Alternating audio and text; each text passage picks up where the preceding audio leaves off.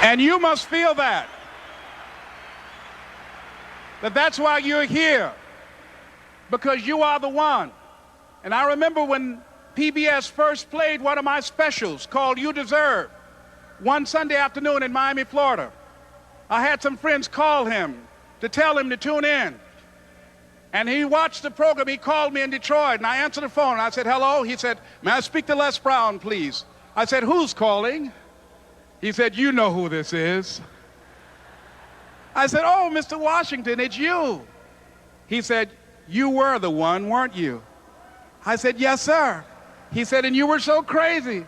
I said, I know, but I'm rich now. Ladies and gentlemen, it's not going to be easy. It was hard laying on the floor of the Penobscot building, looking out of the window, daydreaming, saying, Les, can you do this? Can you make this happen?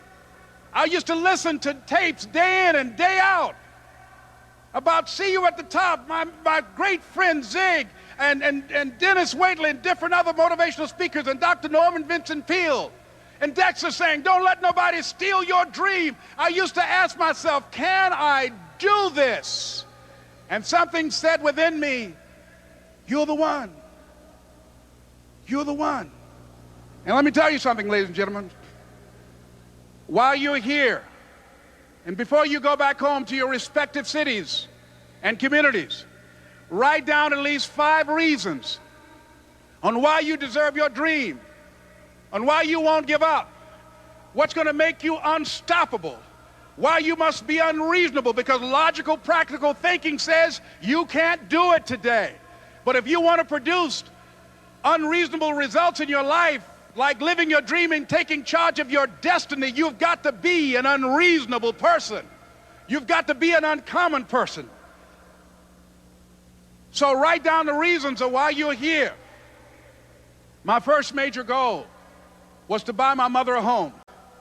And let me tell you something, ladies and gentlemen, what will reasons do, Les? Nietzsche said, if you know the why for doing, you can endure almost anyhow. What do you mean by that? If you know why you're doing something, when the hard times come, and they're going to come, when the disappointments and the rejections come, and they're going to come by the truckloads, your reasons will be your rod and staff to comfort you, to pick you up. Once again, I got a saying on one of my tapes, if life knocks you down, try and land on your back, because if you can look up, you can get up. Let your reasons get you back up. I remember when I bought the home for my mother, and she came out of the car. When I opened the door, I said, Mom, I think I know these people in this house. That was my first major goal. And then I couldn't conceal it anymore. I said, Mom, I got this for you. And as she went from room to room, looking at the house and saying, thank you, Jesus. Thank you, Lord. No one ever could have convinced me that this could have happened to me. And she looked at me and she said, Leslie, and you caused me so much problems as a boy. You were always into stuff. She said, no one could have convinced me that day when I walked in that house and this lady was holding you and your brother. And she said, ma'am, I want you to promise me 2 things. And she said, what is it? She says, 1, promise me that you won't separate them. She said, I want them raised together. I want them to know each other. I got pregnant while my husband was away in the war, and I can't keep them. Promise me that you won't separate them. She said, I promise I won't. I've never had children. I promise I won't separate them. And she said, promise me that you'll never tell them about who I am, because if my husband ever found out, he would kill me. She said, I promise. And she said that she gave them to us, and she kind of cried, and she was walking out the door, and she looked at my adopted mother. She said, remember, don't you separate them. She said, I swear to God, I won't separate them. I'll keep them together. And she said, as I held y'all in my arms, I never had any children of my own. I didn't know how I was going to do it, but I knew with the help of God, I will do it. And ladies and gentlemen, my mother had a dream of having children and raising us. She didn't know how she was going to do it. You're going to be just like that. And some of you are already there. Well, you don't know how you're going to make this happen, but you just feel within yourself some way, somehow, With the help of God, I'm going to make it happen. Repeat after me, please. No matter how bad it is, or how bad it gets, I'm going to make it. I'm going to make it. Shake somebody's hand on your right and left and say, you got the right stuff.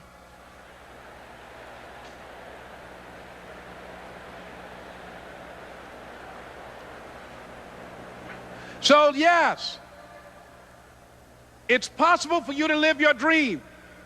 It's necessary that you associate with winners, that you work your system, that you are relentless, that you never give up. It's you. You've got to take personal responsibility. You've got to make it your personal business to make it happen. And you've got to resolve within yourself that I can do this, that it's hard, but you've got to say, I'm the one. I'm the one to make this happen. I'm the one to become successful in this business. As you work to help other people to become successful, that feeds your success. But you know it's going to be hard, but find out what will make it worth it for you. I told Mr. Washington I wanted to become a disc jockey. Someone asked me to tell this story. And he said, Les Brown, he said, if you want to do anything worthwhile in life, you've got to be hungry. And so I started working to develop myself. He said, I want you to practice every day being a disc jockey. I said, but I don't have any job now. He said, it doesn't matter. He said that it's better to be prepared for an opportunity and not have one than to have an opportunity and not be prepared. So every day I was working to develop myself. And that's what you must do. And as I was working to develop myself, I applied for a job as a disc jockey, WMBM on Miami Beach. I went to a guy named Milton Butterball. I said, how you doing, Mr. Butterball? I'd like to get a job as a disc jockey. He looked at me, he said, you have any broadcast background? I said, no, sir, I don't. You have any journalism background? I said, no, sir, I don't. He said, we don't have any jobs available. I said, yes, sir. I went back to Mr. Washington and I told him. He said, don't take it personally. He said, most people are so negative, they will have to say no 7 times before they say yes. He said, go back again. So I went back again. I said, how you doing, Mr. Butterball? My name is Les Brown. He said, I know what your name is. What do you want? I said, I'd like to know whether or not you have any jobs as a disc jockey, sir. He said, didn't I just tell you yesterday we didn't have any jobs? I said, yes, sir, but I know whether or not somebody got laid off or somebody was fired, sir. He said, no one was laid off or fired. Now get on out of here. I came back the next day. Hello, Mr. Butterball, how are you? He said, fine, what do you want now? I said, I'd like to know whether or not you got any jobs, sir. Didn't I tell you the last 2 days we didn't have any jobs?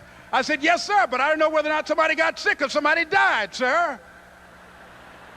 He said, no one got sick or died. Now don't come back here and throw me out again. I came back the next day like I was seeing him for the first time. I said, hello, Mr. Butterball, how are you? He looked at me with rage. He said, go get me some coffee. I said, yes, sir. And I went to get him some coffee. After a while, I would give their lunch and dinner, and I would go in the control rooms and take the disc jockeys their food, and I would not leave until they would ask me to leave. Then they started trusting me to pick up entertainers that came to town. Entertainers like the Four Tops and the Temptations and Dinah Ross and the Supremes. I would drive them all over Miami Beach in the disc jockeys' big long Cadillacs. I didn't have any driver's license, but I was driving like I had some. And one day, one Saturday afternoon, while I was at the radio station, a guy named Rock was drinking while he was on the air. I was the only one there, looking at him through the control room windows, walking back and forth, young, ready, and hungry.